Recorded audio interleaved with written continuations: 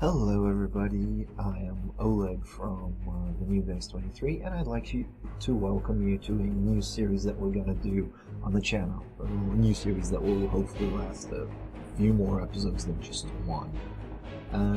As you can see, this is Space Engineers, but unlike some of the previous episodes of Space Engineers, like previous videos we had on the channel where we work together with Shurd and Daniel from Damage Reduction and sometimes Pascal from JP Gaming. This is a series that I'm going to do on my own, or at least in the beginning, and then we'll have to see what happens. The idea behind this series is that I'm going to take spaceships from different franchises, call it Star Wars or Star Trek or Battlestar Galactica or whatever. And I'm going to try to build them in here, or at least, well, not live. I'm gonna build them off screen and then show you what I got.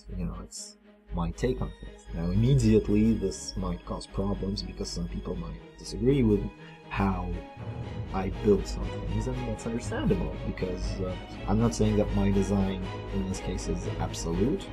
I'm simply showing my take on this thing. It's entirely subjective and personal, and I understand that. And, yeah, without any further ado, let us begin.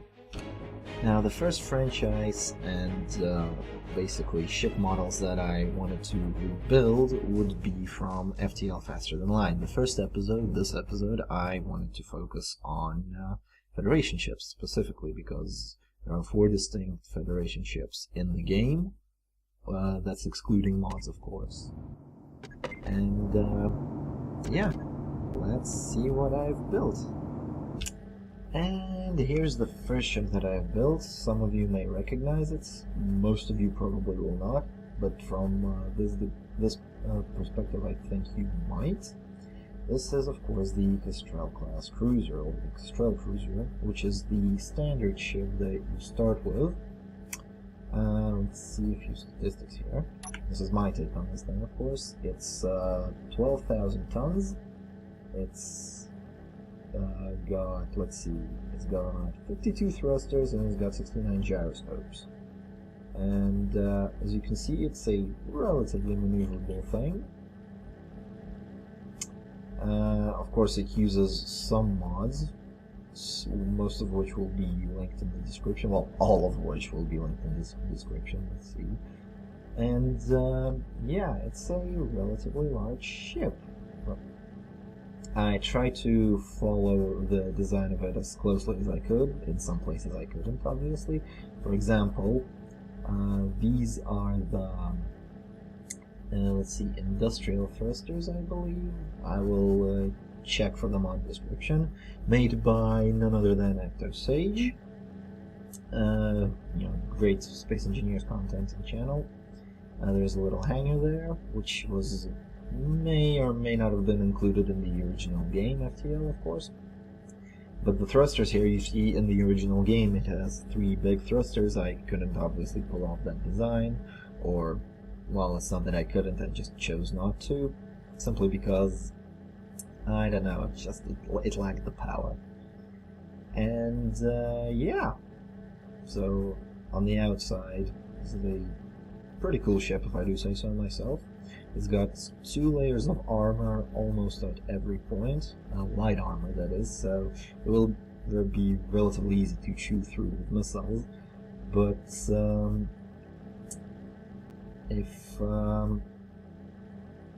if I'll be totally honest, in my opinion, this was never intended to be as a full-on military backbone of a ship. It's capable of some military things, of course, because, well, that's a ship you start with.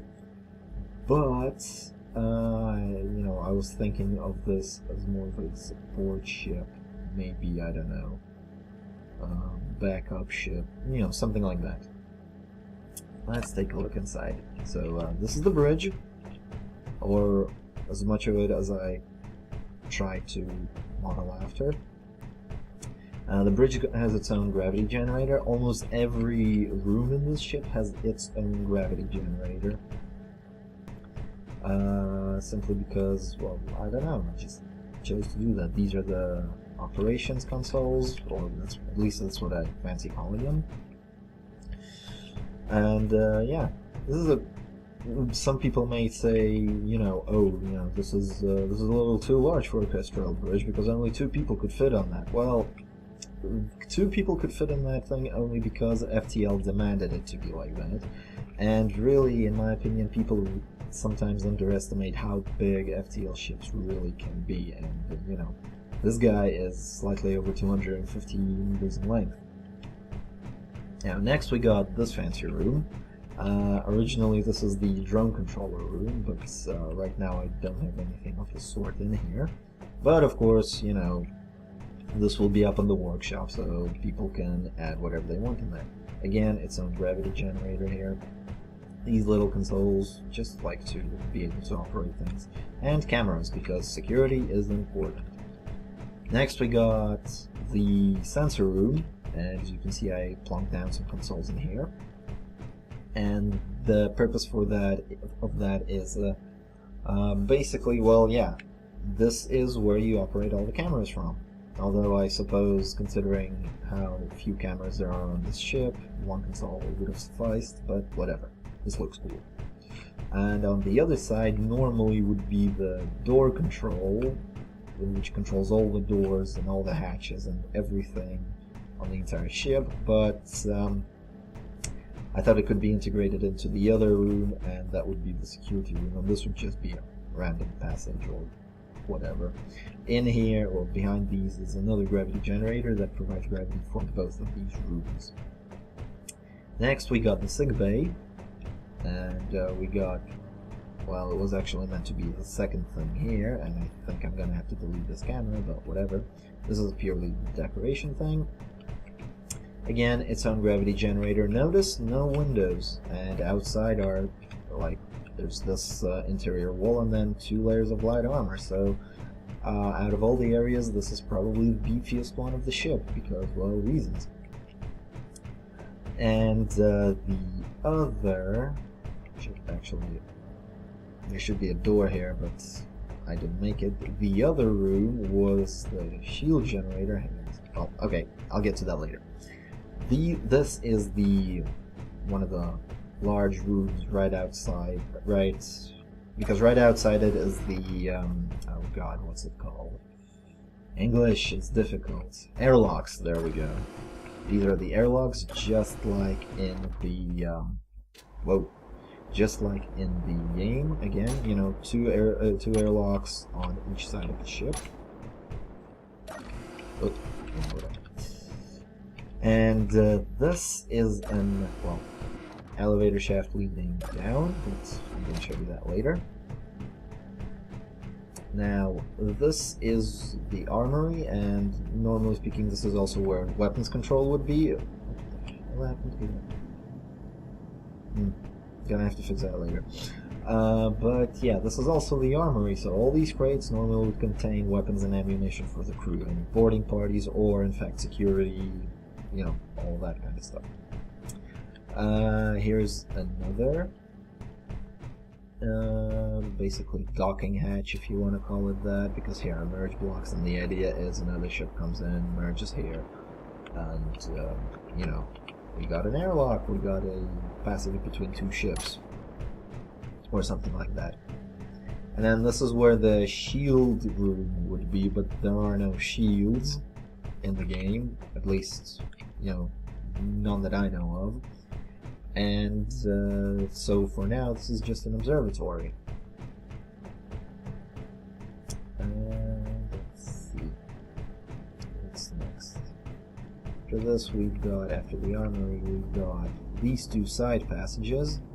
Normally this one would be the teleporter once you got it.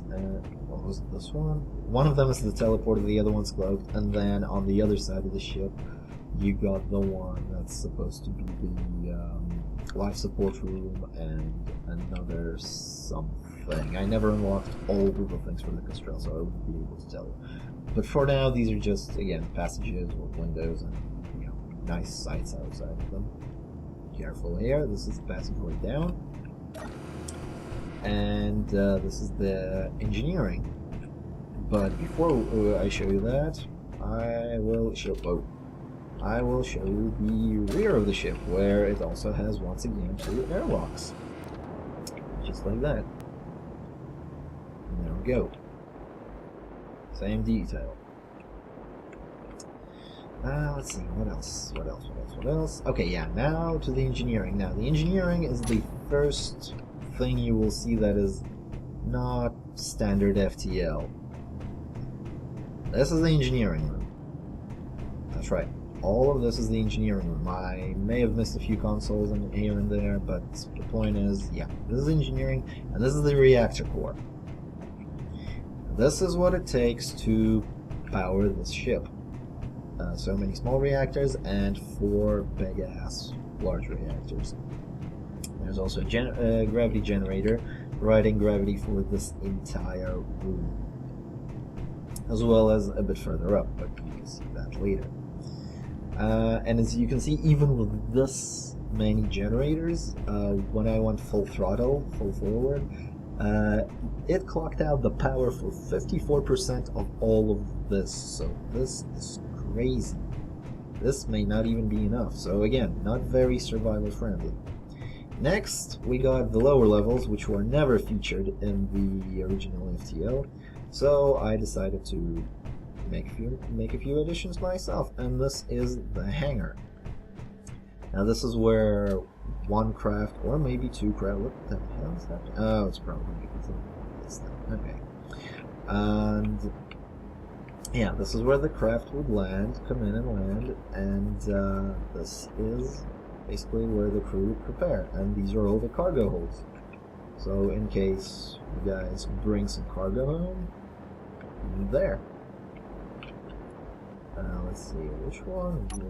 Was it anything? Yeah. What was this one? Does this work? Yay, it works. And it works quite well in my opinion. I used to have it because I started building this ship before the patch with pistons and like started. Yes, this is how long I've had the idea to make this series for. So, you know. And yeah, I would have them slide open, like, you know, turn and all of that, and it was a pain in the ass, and yeah, it's craziness. Alright, so next we got, these are the crew quarters, or at least I think they are. Let's see, nope, this is the, oh yeah.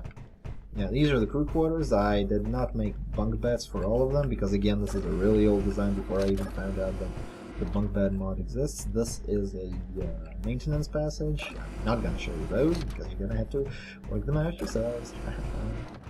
Some more maintenance, some more crew quarters. So yeah, nice window. Yeah, these ones. I think I'm going to have to like redesign the ship a little bit before I like in terms of interior design before I put it up on the mod, but you get the basic idea. And now you also have these tubes. Now these tubes lead into something very intriguingly interesting because they go all the way from the cargo bay to the more crew quarters, to the weapons room, or at least firing deck, because by definition this ship comes with 2 missile launchers. But then, you know, you guys can change it to whatever the hell you want. And these are the crates for all the ammunition stored, and you can see how they all connect to the, well, to the guns and everything. So, if we take a look here.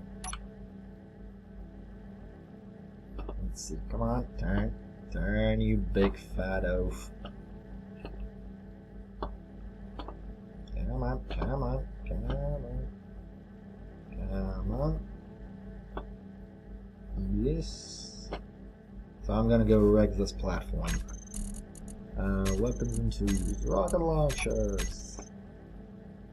Come on. Oop. Almost, come on.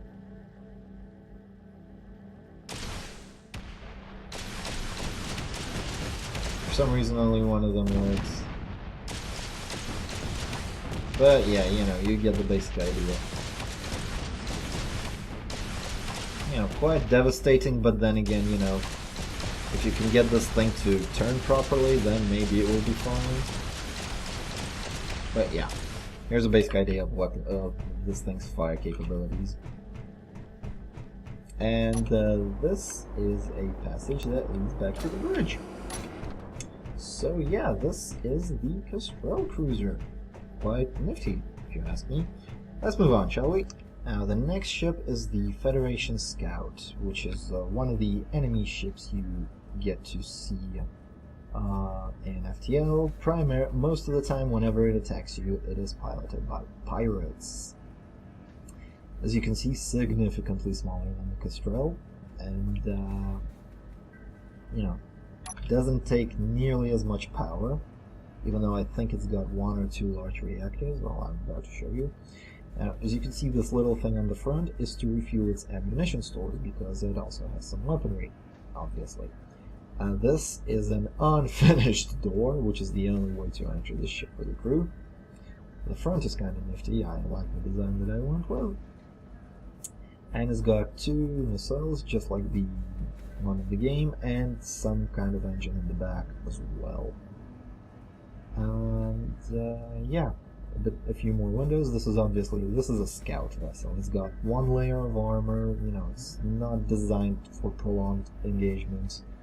You know, it can defend itself, but that's about it. So let's take a look inside this ship. Here's the bridge, here are the 2 cockpits. I didn't go with the fancy Star Citizen ones because I got to, simply. And now this room, this is the entrance to the ship. This room serves as both. This is the med bay, so people can spawn here. And I just realized the folly that. Hang on. There we go, problem solved. Done. But yeah, this is the med bay where the crew can respawn. This is the passage down to the lower decks. This is a assembler and a few conveyors and cargo bays. This assembler is connected directly to the turret. Well, no, not directly, but indirectly. Point is, it's connected to the turret, so this can actually assemble ammunition, which is something that the previous ship, the Constructor, what that is, yeah, over there somewhere. That's something that the other ship lacked, but again, it can be installed quite easily. Ah yes, and here's the engineering room. And first, the side passages. Now, the side passages are cargo bays, and they got external connectors that are outside of the ship that can basically, you know, allow the ship to either refuel or restock supplies or do whatever, really. This passage down here. What have I got down here? Ah, yes, this was an attempt to begin building crew quarters, but, well, yeah. And let's see, what else? This tiny ship, because this is a small ship, so not much to tell really. So yeah, here's the reactor, and here's the lower deck where now these are connected to the weapons. And yeah, that's about it for this ship, really. Like, not much is, you know, not much to do, to be honest. Like, not much else to show. There's not much to show for this ship at all, because it's tiny.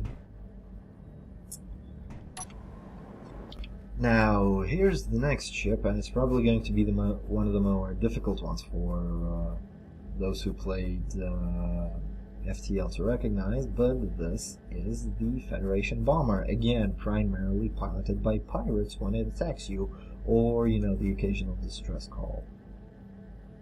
As you can see, it's, in terms of size, it's very similar to the Scout, but it's obviously much beefier and it's got more weaponry. Well, let's have a look. It's got 2 layers of heavy armor on it, so clearly it can probably even outlast a Kestrel ship in a fight. And it's got these turrets, 2 on the top, 2 on the bottom.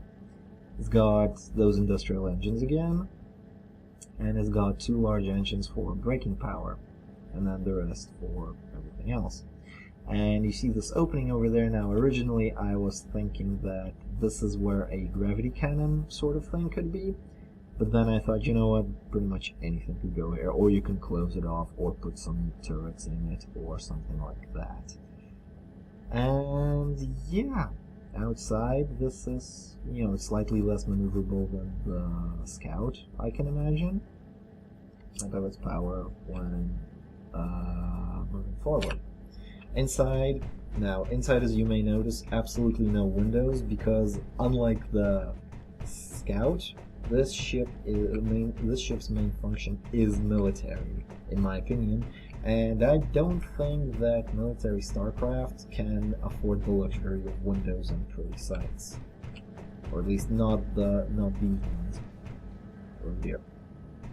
Oh yeah, as you saw, there we go. There are some crew. Wait. Hang on a second. What? Oh yeah. So this is the engineering. This is the main core.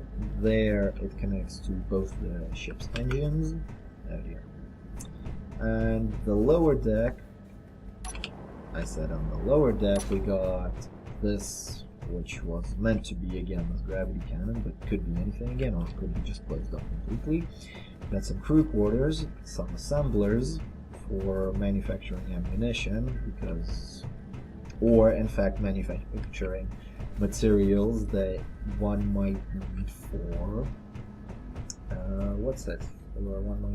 for creating projectiles for that gravity cannon thing. Notice no sickbay, as in no respawning points, because well, first of all, in my opinion, these ships would never travel alone, just by themselves. They would always be in a fleet, because this is a bomber. It's not a ship-to-ship thing, or if it is, it's gonna target enemy capital ships, because those are big and, you know, lumbering and unmaneuverable. So, you know, basically this is against targets that stand still, and targets that stand still are never just by themselves, and if they are, we are extremely lucky. If they're not, that's too bad. This connects to the turrets, which also, the assemblers can also manufacture ammunition and missiles for those that are up top and on the bottom. But no, as I was saying, so this ship will always be with a group of other ships, and at least 2 of those ships would have medical facilities, so that the crew of this one can be, I don't know, respawn and then fly back. I don't know. Perhaps it's a terrible design decision, maybe it's not. I don't know, maybe sickbay can be placed here when this is closed off, or something along those lines. And here we go. Here's the last ship of the lot, or at least the last Federation non-mod ship from FTL, and as you can see, this one is an absolute monster. It's this is of course the Federation Cruiser, or as I like to call it, the Federation Battle Cruiser. And yeah, this ship is absolutely insane. It's the least survival friendly of all the previous ones. First of all, this thing is probably over 300 meters in length. Second of all, it weighs 90,000 tons, and there's a very good reason for that. This thing has not 1, not 2, but 3 layers of heavy armor. So needless to say, something so heavy needs to be powered by something incredibly, well, powerful. And here it is, the Titan engines. It requires 6 of the damn things to even move itself forward, and that already uses 38% of the power. Braking, which confused me for some reason, requires more power in this case, but I don't know. You can see there we heard a bit of smashing about. I bet I'm about to find out what that was all about. Another thing, as you can see, just lined with turrets, turret after turret after turret. It doesn't use any small engines because they are just laughable just for this sort of ship. And yeah, but the design decision is, you know, closest to the Kestrel cruiser, just because. The bridge is also, unlike the previous 3 ships, the bridge is not in the front, the bridge is in this little bump here. Which also has 3 layers of armor, you know, between outer space and this thing. Let's take a look inside the ship. This is the bridge. These are all operatable consoles except these things. All of these can be operated.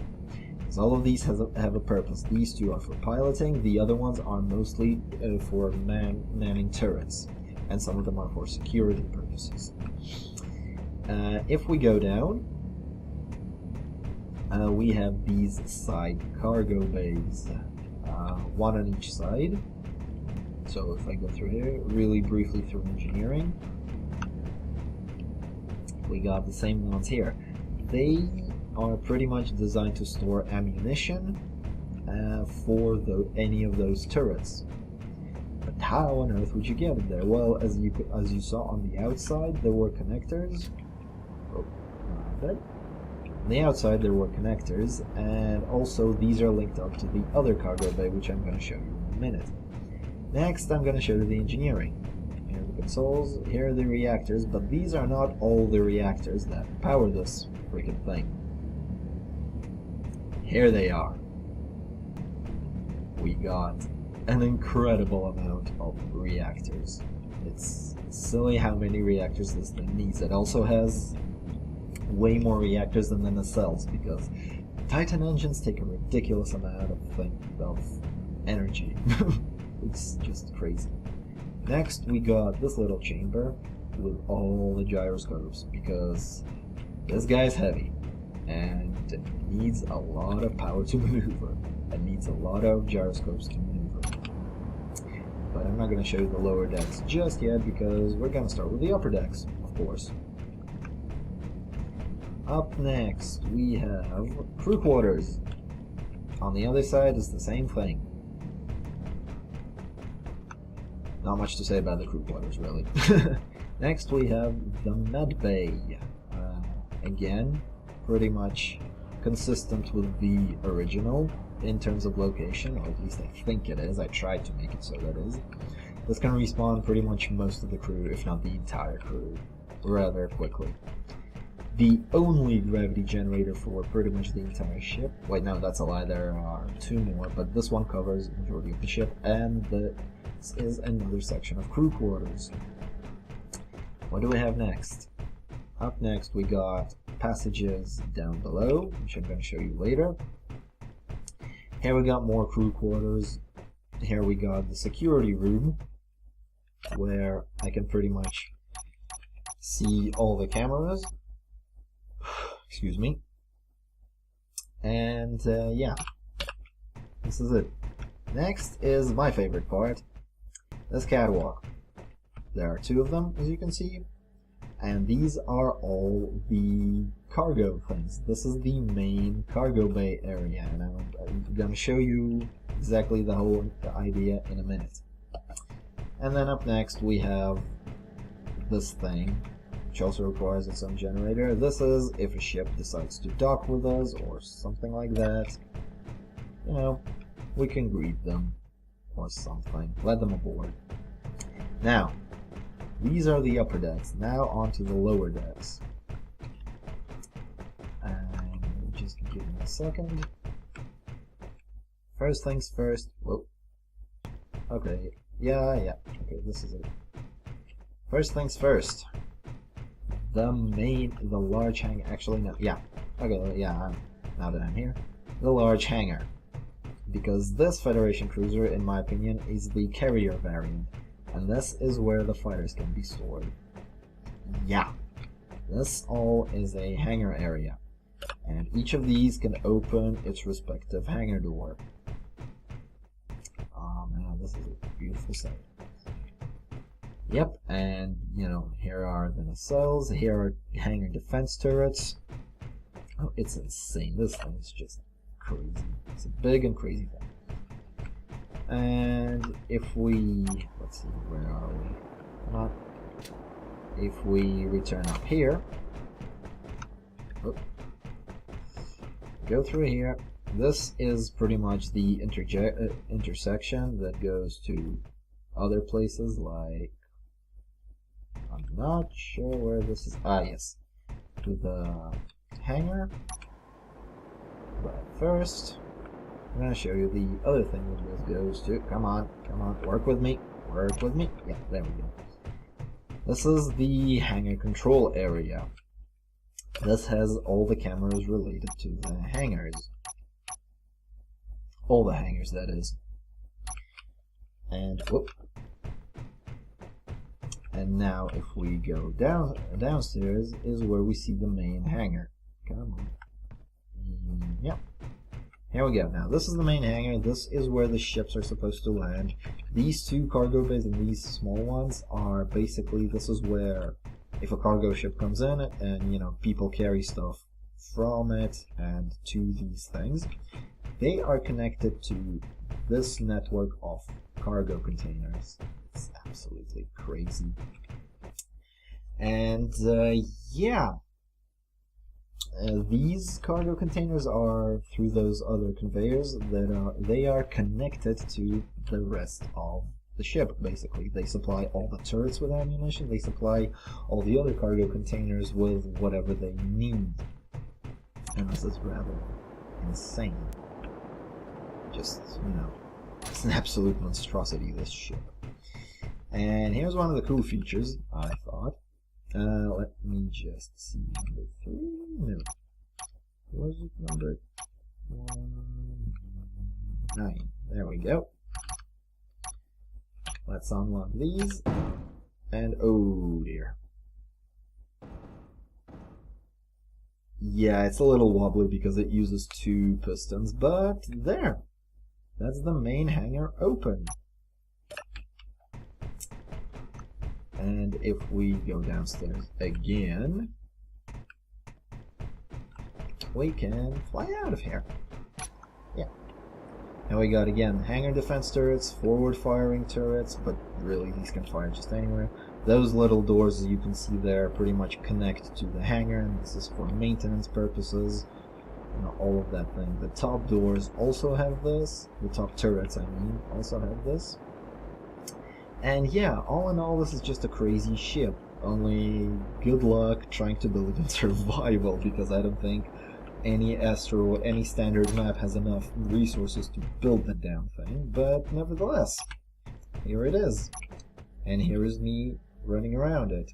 And just to give you a size comparison, yeah, talk about insignificant. And so here we go, here they all are, all the Federation ships from FTL, or at least my variations and my takes on building them. Leave a few comments, what do you think should be done about them? Like, you know, is everything good, or is everything completely wrong and I'm just an idiot? Because I will take that criticism as well. But as always, thank you for watching, and I will see you in the next video, hopefully. Bye bye!